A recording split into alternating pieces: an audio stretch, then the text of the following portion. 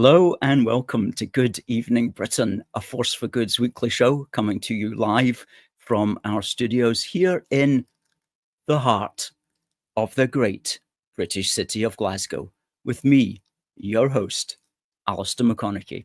We are broadcasting on all our digital platforms throughout the United Kingdom and across the world. We're bringing you quality pro-UK comment and analysis every Wednesday from 7 until 8 p.m. on Facebook, on YouTube, on X, and on TikTok. And apologies for the 3-minute delay there. We had some technological differences, as they say in the comedies.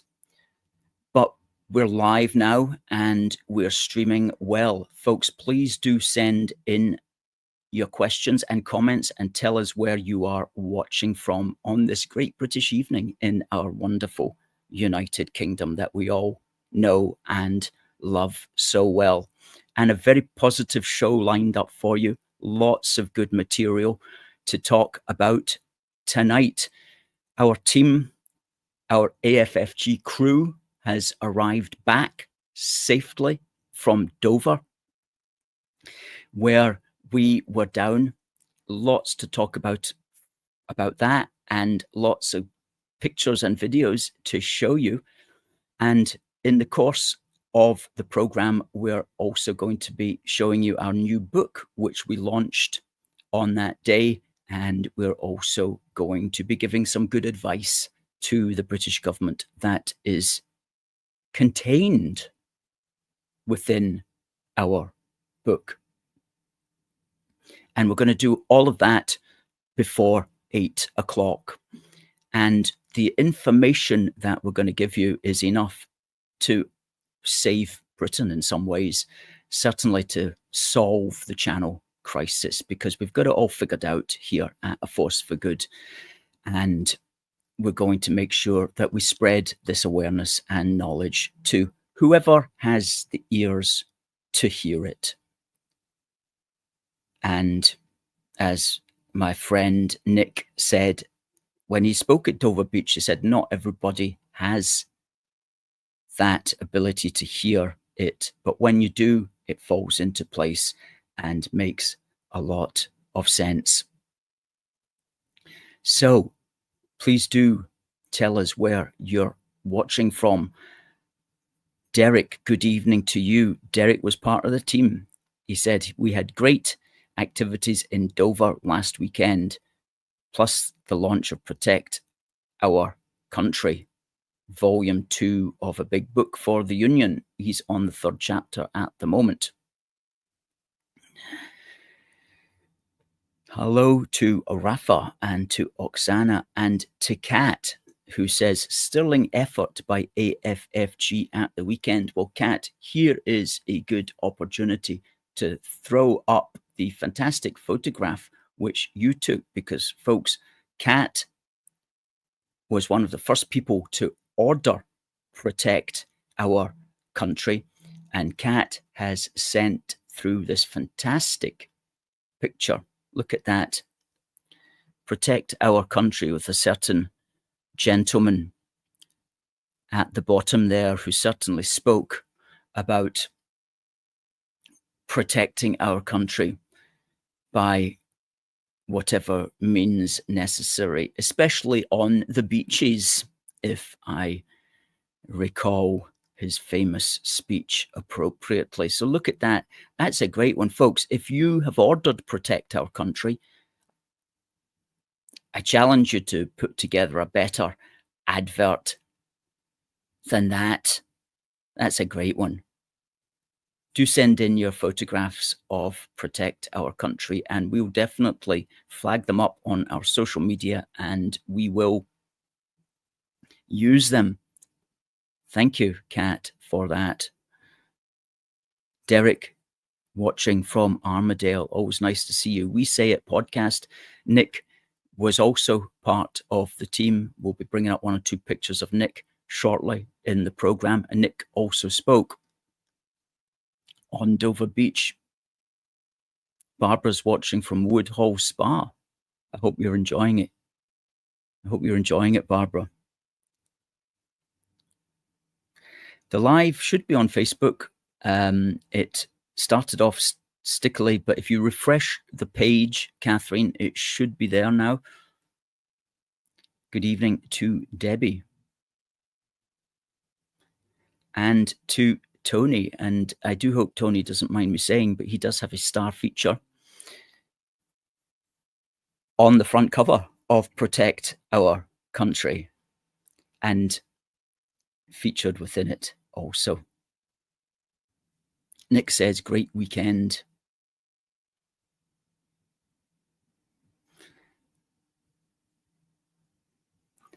Good.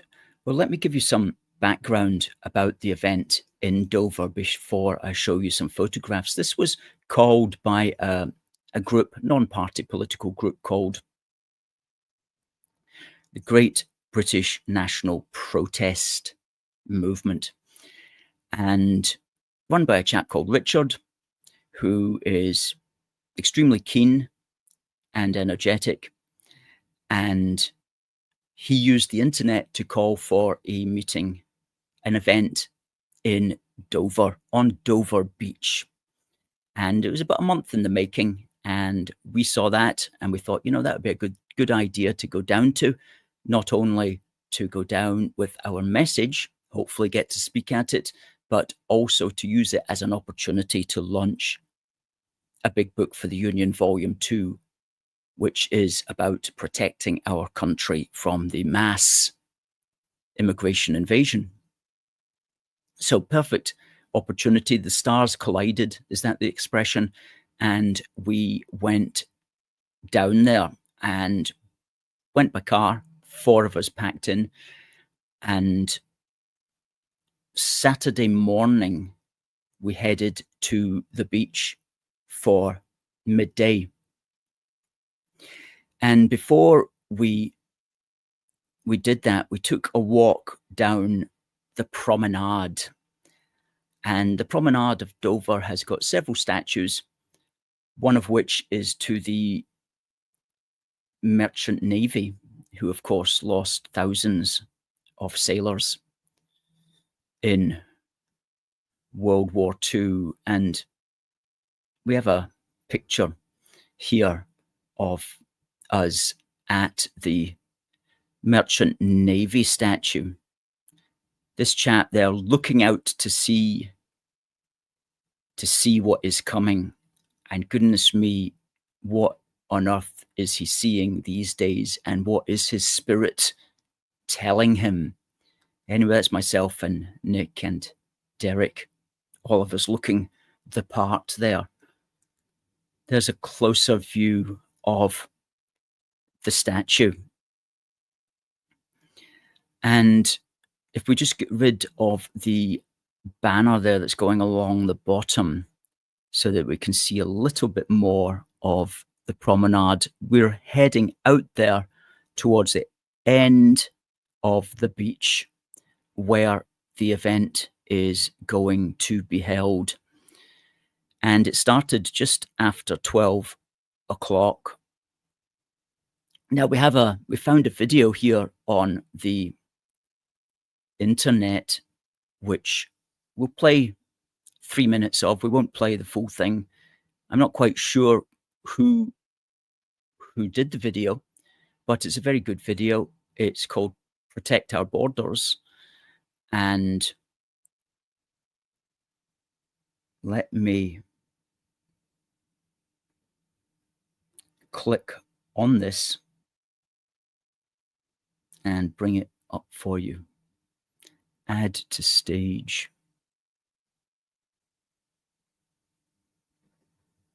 What this does is it will give you a good idea of how the event went. As I say, we didn't do this video, but it's certainly a good one. It's produced by Eticon Productions. We are back in. Do you know what I'm going to do before I do that? I'm going to make sure that you can hear the audio. So stick with us, because that's something that I need to properly do again.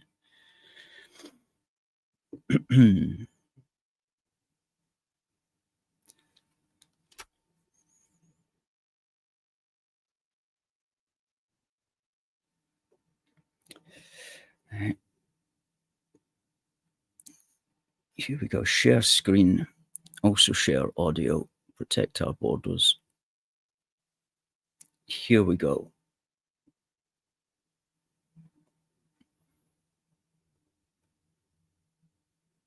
We are back in Dover again.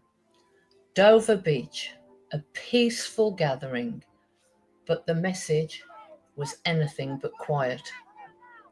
Across the front, working people, parents and pensioners united by one simple truth. This country is getting it wrong. While UK citizens and soldiers sleep on the street, entire hotels are handed over to those who came here illegally. Be nice to us, we won't force anything. It's just so British, like we live in a local outreach homeless centre, right? And then you've got black boys coming in at black men or whatever, and they're so racist. That's a security risk. After hearing what's going on in these, they get help quicker than we do. Keir Starmer, the granny harmer, wants us mixed up in Israel drama. Yes, the same prick that hates on the farmers. It's not about hate, it's about justice, fairness and priorities. Some of these farms have been in the families for 300 or 400 years, and they're going to take a chunk of it, and in effect, they're going to kill farming in the UK.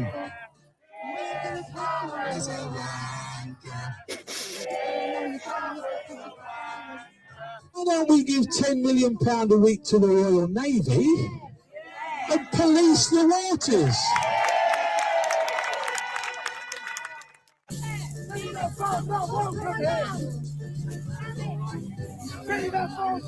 We say no to the Israel war. People are tired. They're tired of the promises and the empty words from Keir Starmer's leadership and Parliament.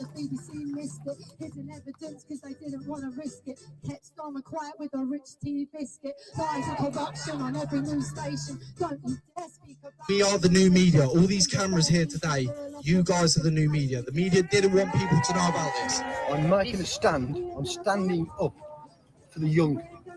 I'm 72 now, so I'm getting towards the end of my life. This is the start of theirs. I have grandchildren who are absolutely fearful the way this country's going. There is a very good chance within the next 3 or 4 years we could have 10 million followers between us. That's powerful. All you have to do is click the share, follow, comment. You're the media, we'll be the voice. We call them grooming gangs because they're not, they're rapists. They shouldn't be here. These are the most dangerous people. They're coming in the UK. People who cross the channel may appear to us to be breaking our laws. We see them clearly as illegals. Yeah. We're not listening to your sob stories, most of which are all made up. And even if they were true, we cannot embrace all the misery of the world. This is our country, it's our nation, it belongs to the British people, and we have a right to defend it. The same government, David Cameron, who promoted sensible 1,000 net immigration, are now bringing...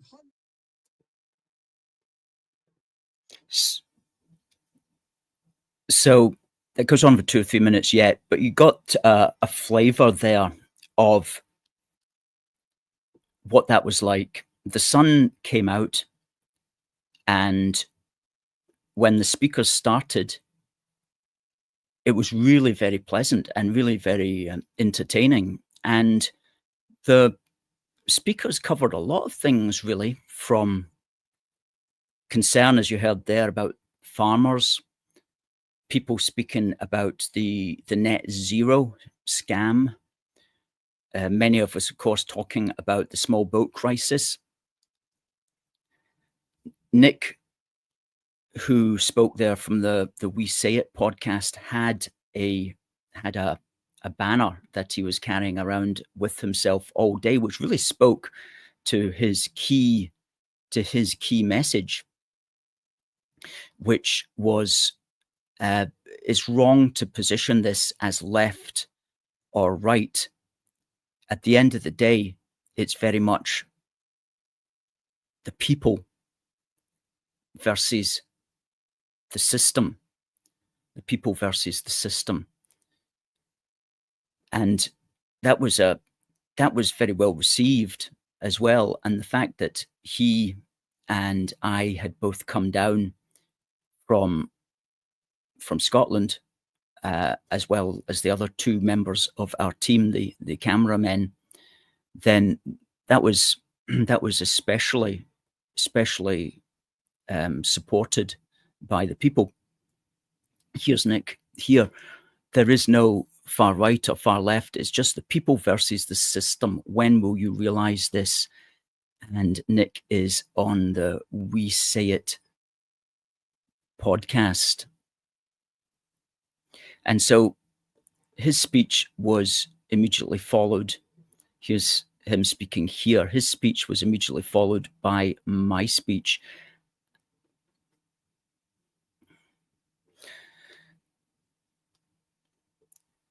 As you can see there, beautiful scene there. Really is perfect. So colourful with the white cliffs of Dover in the background. That's really, really nice, that picture. I just think it's a banger, that picture. Absolutely. And then a slightly wider angle here of my talk, which was the last one of the day, which I just happened to work out that way. And I was quite pleased with that because I was able to deliver the solution, as it were, to the small boat crisis, and to explain why the politicians are not stopping the small boats. And I'll get to that shortly when I speak about the book. But what we also did is, just in front of that picture, there's the pier that goes out into the sea. And so we were, as a consequence of our crowdfunder, we were able to produce this big banner, "Asylum Frauds Out." And so what we did, rather than stand about with it, is that we tied it to the pier at the point that it's overlooking the event. And there you see that there, "Asylum Frauds Out." Very powerful message. 3 words. If you can't say it in 3 words, try to say it in 3 words, is the way we look at things with our website address there. Another one, we also tied the AFFG flag to the flagpole. So people loved that banner very much, and it definitely gave the message. And here's another picture here. As you can see, that's the people on the pier looking down. All of these people are supporters, by the way. They're all looking down on the event and on the speakers. That's getting towards later in the afternoon, when it began to get a little bit more overcast. But once and here's another fantastic picture. Look at that. Isn't that just great? There'll be blue flags over the white cliffs of Dover.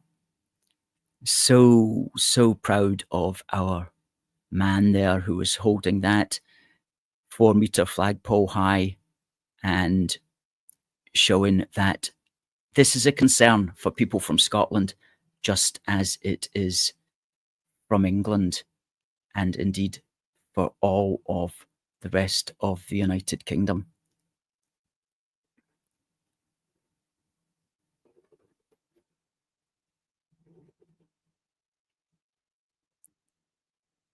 Catherine says, "Excellent banner, stood out well."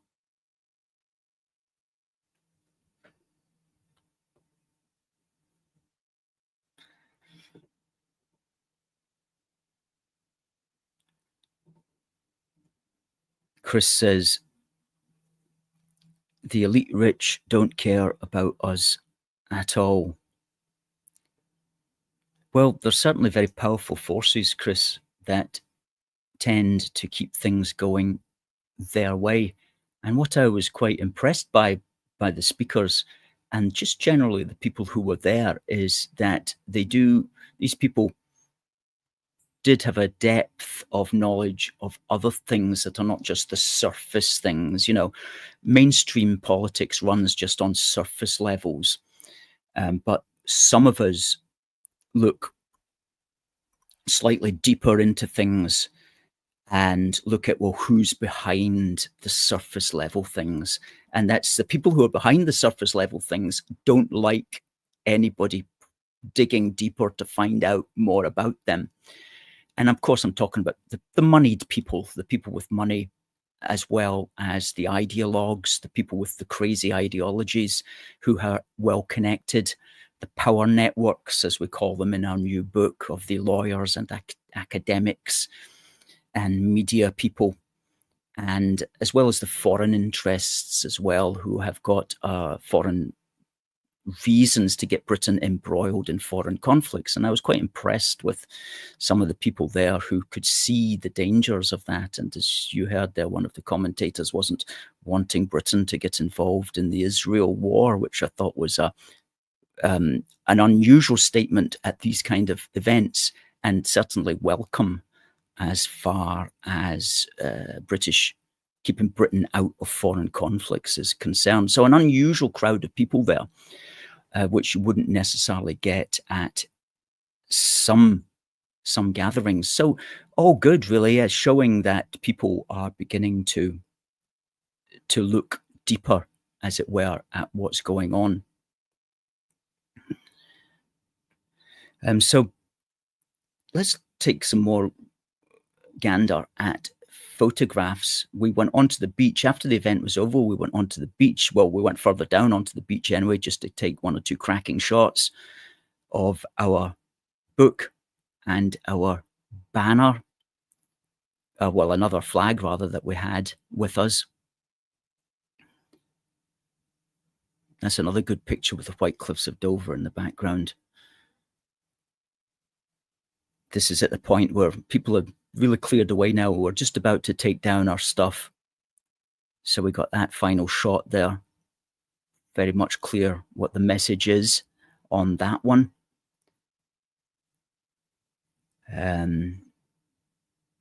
What else we got here? Yeah, that was before we left. That's a really good picture of Derek. And the organizer, that's Richard, the organizer of the Great British National Protest on the left.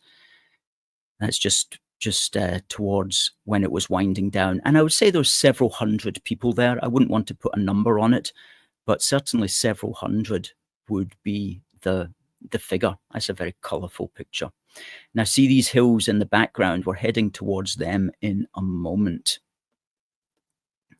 But before we do that, we just took one final shot, which I love. Look at that. Look at that. Isn't that a cracker? As Dover Castle on the left. Below Dover Castle is this amazing, massive apartment block. I don't know when it was built, maybe in the 1930s, but there must be hundreds and hundreds of people living in these really big, nice, attractive flats. Don't know what that apartment block is called. Maybe somebody will tell us in the comments, but just a fantastic, fantastic piece of architecture there, sitting just under Dover Castle, right by the seaside. Okay, so what we then did was we headed up towards the hills above Dover, and there's an artistic shot of two men in deep contemplation as the clouds begin to come in again. Cracking shot. Thank you to the person who took that. We unrolled the banner once more. That's the Western Docks in the background, which is a cargo and cruise terminal. And it's also where the the small boat tourists come in. They come in at that entrance there, the last entrance you see into that little dock next to that big white house. Big white house is called Southern House. Here's another angle from it. And if you look at that big white building, used to be a hotel many years ago. Don't really know what it's used for now, but to its immediate left, you'll see a white sloping roof. That's where they process the asylum seekers. And if you can just make it out, there's a little yellow bus there, a little yellow square. That's a bus, and that's the bus that they take them to. Well, tonight, presumably the Britannia Hotel in Canary Wharf, which appears to be the latest place that they're depositing the small boat tourists. Anyway, our message was clear there. Just get them out, basically. And then when we did that, we got in the car and we headed up towards Dover Castle. And we've got a video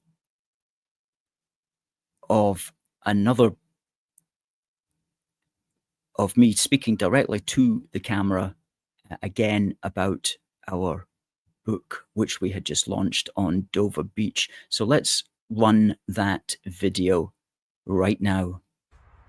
Well, behind me you see an idyllic English country scene with Dover Castle in the background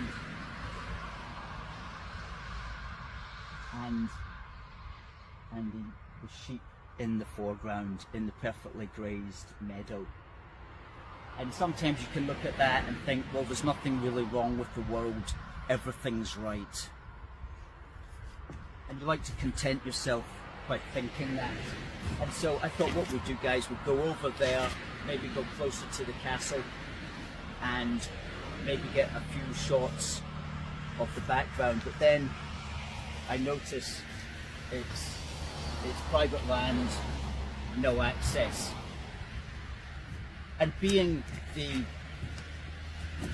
law-abiding folk that we are, we're not going to access private land in the manner, it might be said, of some people who are coming across the English Channel not 1 mile away from where we're standing. And of course I'm referring to the Channel crossers, hundreds of whom are coming every day, 23,000 of whom have come already this year.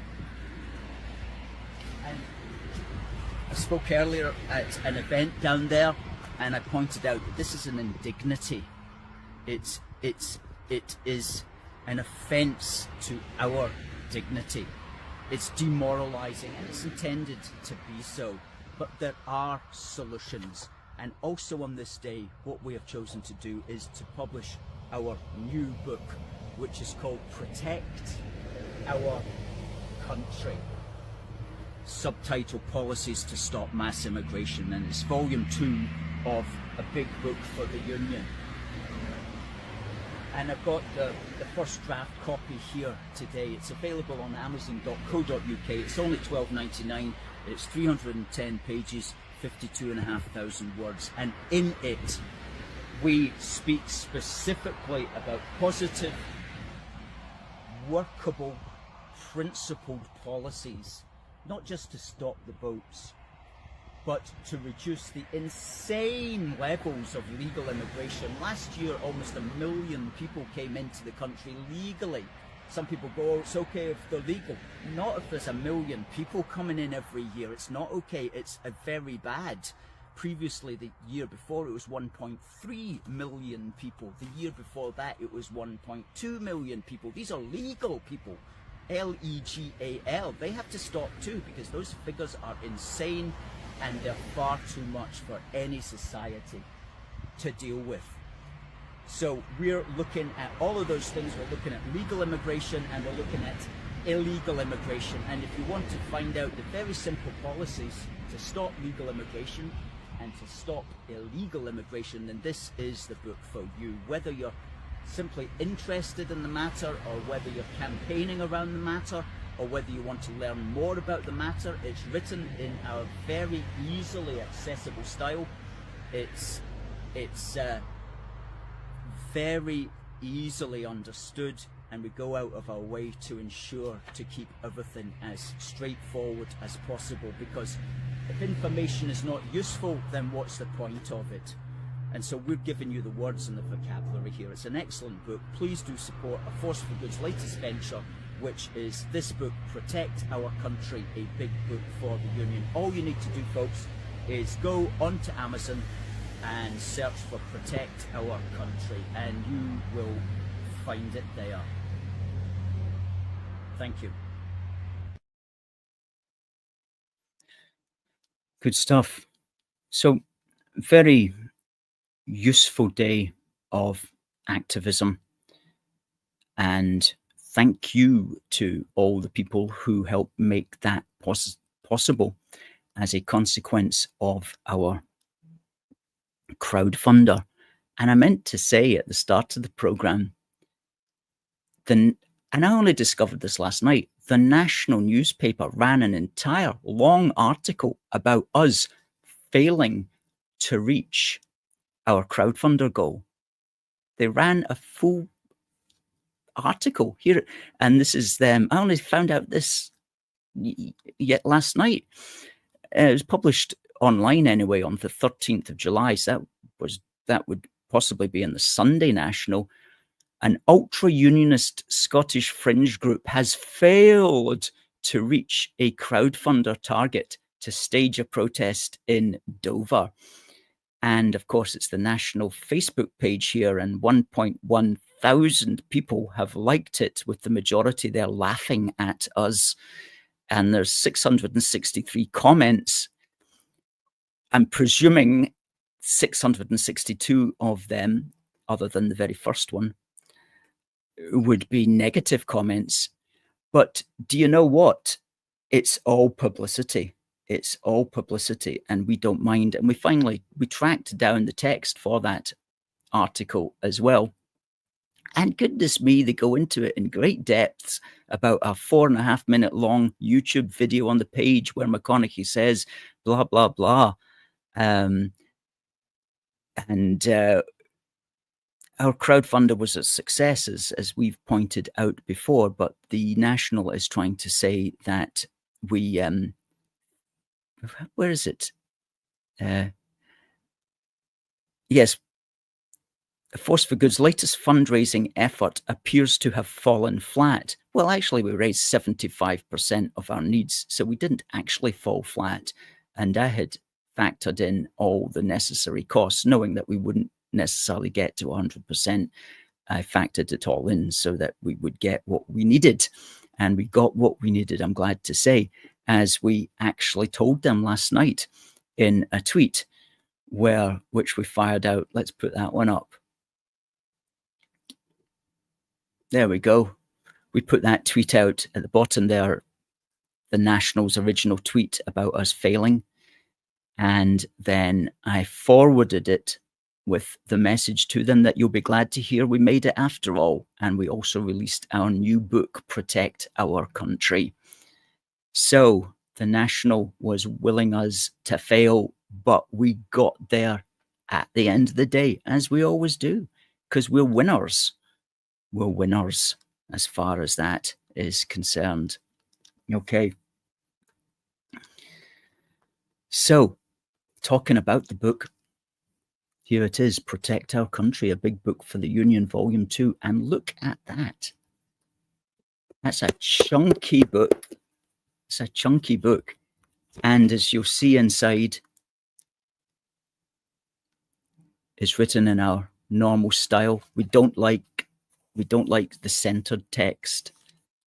We like left justified text, which brings the eye into the page in that manner. And easily read. Fantastic. Fantastic. And if you compare it with One Big Country, it's the same width and dimensions, other than the thickness, of course. That's a blue spine. That's a white spine. Can anyone guess what colour the spine of volume 3 is going to be, I think you can. And that's our man. That's the back of a t-shirt of Anthony's t-shirt that he was wearing at the Enough is Enough rally on the 7th of September 2024 in George Square. Perfect for the message as well.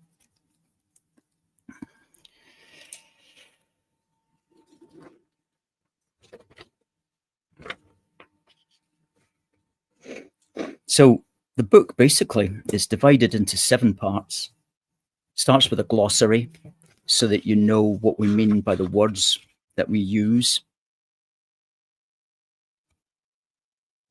Starts with an introduction, explaining why this issue is important, especially emphasizing the crazy numbers coming into the country, as well as the crazy numbers coming into Scotland, which is a topic that we return to in the final chapter.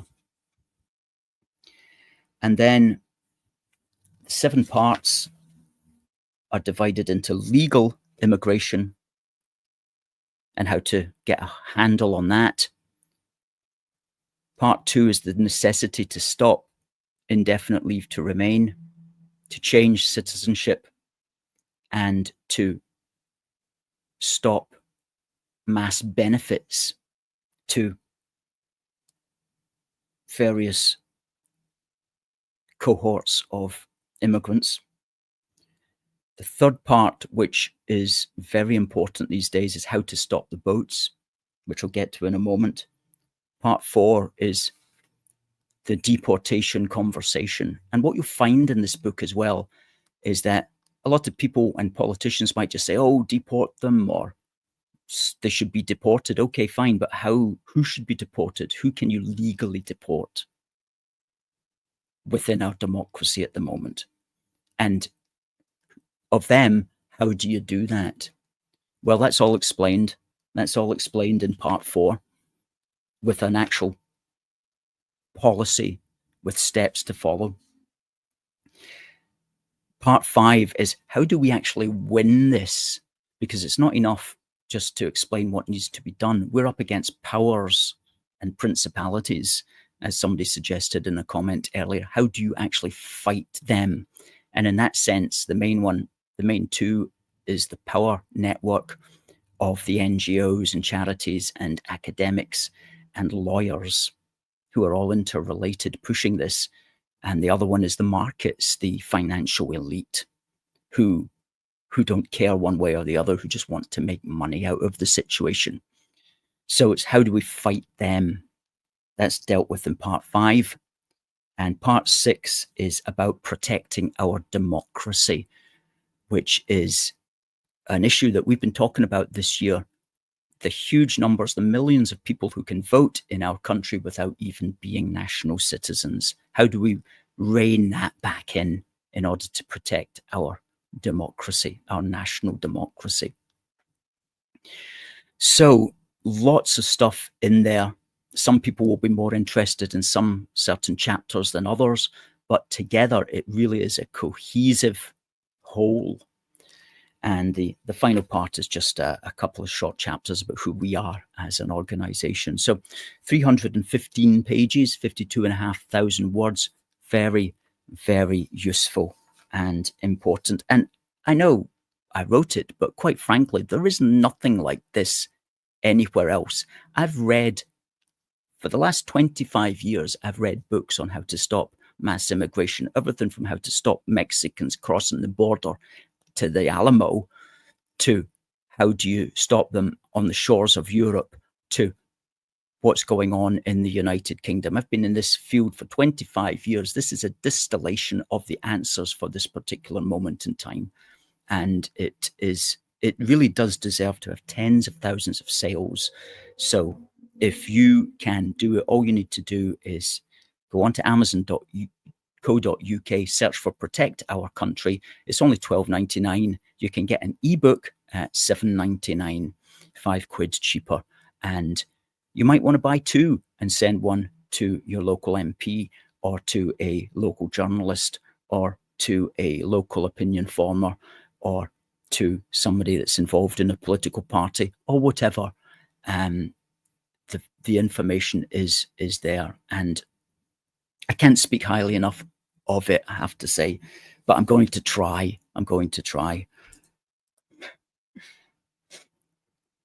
Let's have a look at some of your comments, folks.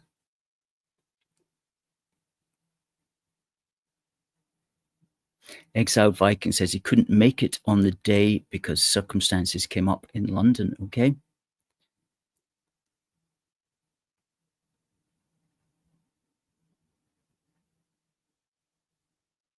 Rafa says the National newspaper is a liberal left-wing woke news organisation that supports Scottish independence and the Scottish National Party.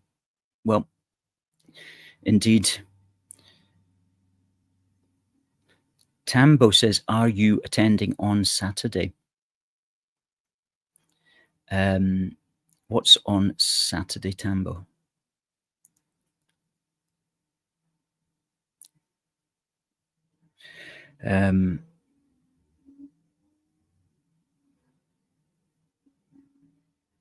Derek says, excellent reporting from the AFFG team. Thank you, Derek. Keep up the great work.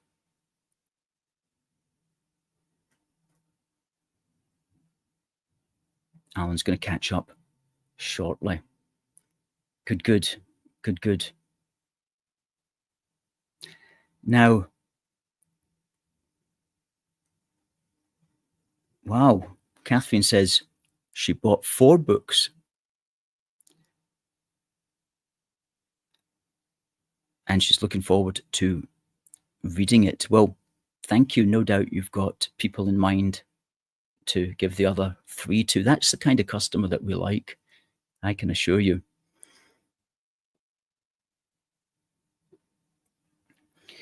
Now, yes, the solution. Keir Starmer today, he put out a tweet saying that he will stop at nothing in order to stop illegal immigration. And that's good to hear, at least. And it was a consequence of his article, which I'm just going to put here.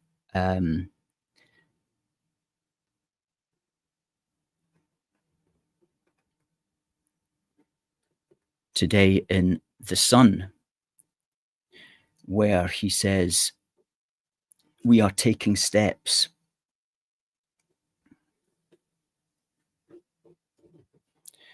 to tackle illegal immigration that will deliver results and ensure fairness for Brits. Well, that sounds great. Absolutely, that sounds great. We will stop at nothing to tackle illegal migration. Okay, we're going to hold you to that, sir. So this week we have delivered a world first, a new sanctions regime to target the vile people smuggling gangs. Okay.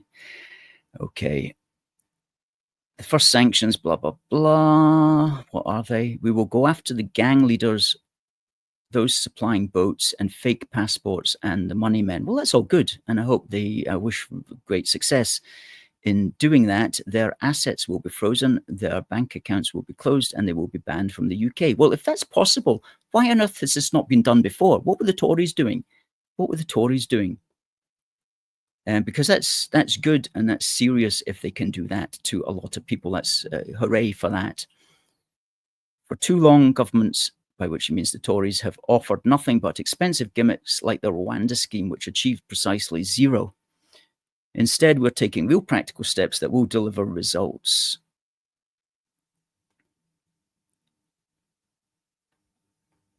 We're working with Germany to close a legal loophole in their system, which allows police to seize small boats that are being stored and transported in their country. Well, it's not a legal loophole. If the Germans wanted to clamp down on these people, they could have done so long ago. But at least Starmer is highlighting the fact that they haven't clamped down hitherto. And I don't want to comment on this France returns pilot schemes, which seems a little bit crazy and probably not very workable. But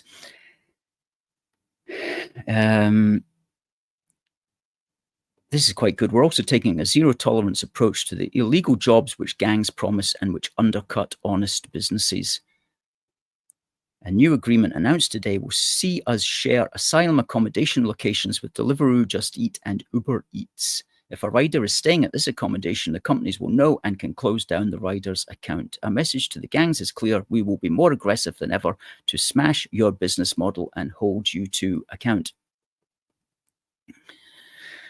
Well, hey, that's all very well, but please understand that what he's trying to do there is he's trying to address the issue within remaining within the context of the UN Refugee Convention. He's trying to address the issue while remaining within the UN Refugee Convention. The Tories tried to do the same thing with the Rwanda theory. It was, can we solve this while staying within the UN Refugee Convention? And the answer is ultimately no, you cannot solve it. What you can do, and what's certainly worthy, is tinker at these edges which long ago should have been patched up. You can tinker with those, but you're still going to get gangs exploiting the UN Refugee Convention because it makes them money to do so. And we say in this book, we don't believe the gangs are actually doing anything which is against the law, because within the law, which is within Britain's membership of the UN Refugee Convention, people have a right to enter the United Kingdom by any manner if they're doing so to claim asylum. This is the crucial thing. And so all the gangs are doing is helping people exercise that legal right to enter Britain by any means necessary, providing they claim asylum. So I don't see really where you can catch the gangs other than under obscure laws like human trafficking laws and so on, much of which is not really going to hold up in court. And we talk about this in the book. So what you, and to basically summarize it, our membership of the UN Refugee Convention legalizes any form of entry, no matter how subversive or clandestine or irregular or apparently illegal. It legalizes that form of entry, providing the person is doing it in order to claim asylum. That's the crazy law. And so long as we are remaining members of the UN Refugee Convention, these people are exercising their legal right, even if they enter on a dinghy. And this is why all governments who are signed up to the UN Refugee Convention are basically powerless in the face of this traffic, in the face of what amounts to an invasion. So today we sent the following tweet to Mr. Starmer. Let's fire it up here. Mr. Starmer, it is good to know that you will, quote, stop at nothing. As you will also know, it is impossible to stop the traffic over the channel while we remain members of the UN Refugee Convention, because our membership of that convention legalizes all forms of such irregular entry, providing that the people are doing so in order to claim asylum. Therefore, the solution is to leave the UN Refugee Convention, then criminalize all entry via the channel in this manner.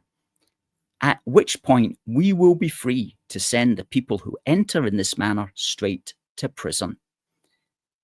And I've given him a link to our book where we explain this in precise detail and also carefully describe an alternative modern UK asylum program which will replace this incredibly outdated UN Refugee Convention.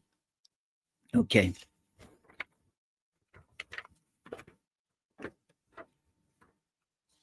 So this convention has to go. The channel crossings are humiliating. They're humiliating to our nation. They're humiliating to each of us who presumes to have a nation in the first place. It offends our sense of dignity as individuals, and it offends our sense of dignity as a national people. So small boat entry must be criminalized. It's not possible to criminalize it while we remain within the UN Refugee Convention, so we must leave it. We must then be able to criminalize this form of entry. We must then be able to send these people to jail. And believe me, we won't have to send very many to jail, and we won't have to do it for very long until they get the message and the gangs get the message and they realize we can't make money out of this anymore. So that's the answer. And chapter 9 explains in great depth, but very easily, what I've just mentioned. And chapter 10 sets out a 45-point alternative modern program for asylum, which will seriously reduce the numbers of people claiming it, and which also lists illegal routes of entry, forms of entry that simply will not be tolerated and will send you to prison if you're involved in them. So this is what we had to do all these years ago, and what we should have done all these years ago, but we never did, because our governments were too enamored with the post-war settlement that came about in the immediate years after World War II, when the world was a completely different place. They're still stuck in that, and they still cannot get their heads out of thinking in that way. But times are changing, and people are beginning to see this now, that a lot of the way that the modern world has been set up since the late 40s, early 50s is simply politically no longer sustainable. And things like the UN Refugee Convention have to just go. They have to get thrown out. And that will create turmoil to an extent at the top in politics, but we're just going to have to weather that. And some of us have got a program to weather it. And you can read about that in Protect Our Country. Something I wanted to mention, today is Historic Counties Day, which is a day which has been set up a few years ago to celebrate the 92 historic counties in the United Kingdom, 39 of which are in England, 34 of which are in Scotland, 13 in Wales, and 6 in Northern Ireland. And when we were down on Dover Beach, we met this fantastic chap. Let's fire up his picture. There it is. And that, folks, is the county flag of Gloucestershire. And I thought, what a great opportunity to put that one up today. The flag is known as the Severn Cross. The blue represents the River Severn. The green symbolises the Golden Valley and Stroud area. And the cream signifies the Cotswold Stone, so we are told. So that's another one of my favourite picks from the day, with this fantastic chap who said that he knew of A Force for Good and that his friend watched our programme. So he came over to introduce himself to me, and I'm very grateful for that. And we've got that fantastic photograph there. Good. Okay, talking about fantastic photographs, let's flag Kat's photograph up again. Folks, if you're buying a Big Book for the Union Volume 2, please take a picture of it, send it to us, and we will use it to bring it to the attention of others. And I also want to flag up another promotional item for One Big Country and Protect Our Country. Banner here designed by another friend of ours. There we go. Out now, Protect Our Country. Also available, One Big Country. I like that, and I just want to say thanks to the chap who designed that one and sent that one in to us, and who also ordered a copy of the book too. Thank you. Thank you very much.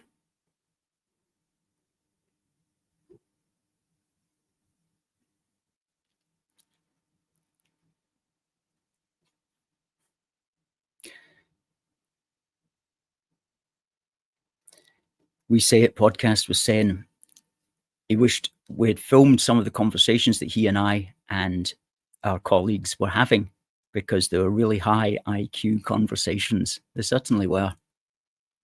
And maybe they would have gone viral. Maybe we'll do that next time.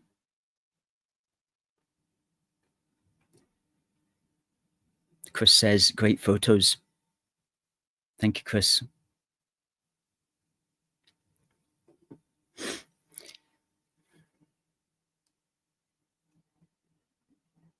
Tambo says there's a mass deportations protest in Glasgow on Saturday. I think that's, if I'm correct, that's organised by UKIP.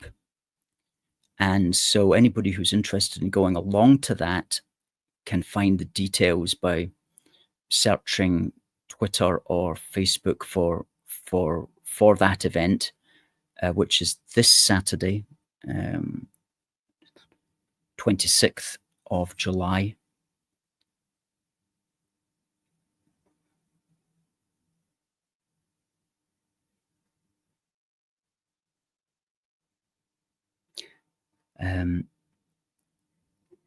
Tambo says it's outside the AC Hotel in George Street.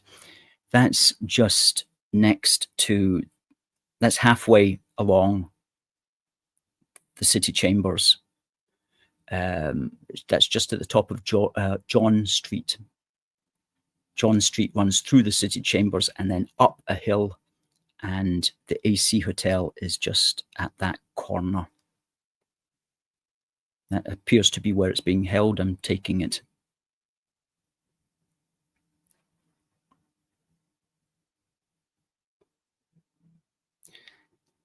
Rafa says, thank you. Nice live stream video and great job you're doing in your YouTube channel. Thank you, Rafa. I do appreciate that, especially on Instagram.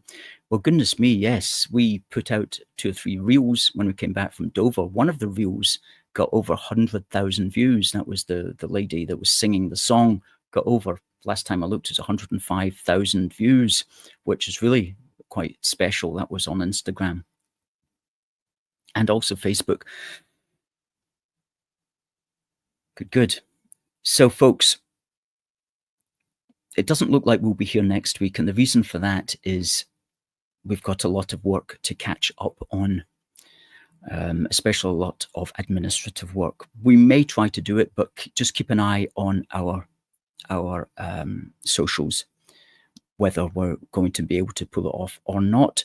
But in the meantime, I hope you've enjoyed this report from Dover. Thank you to everybody who made it happen. Thank you to the team who were there. It just remains for me to say, God bless the United Kingdom and God save the King. See you next time.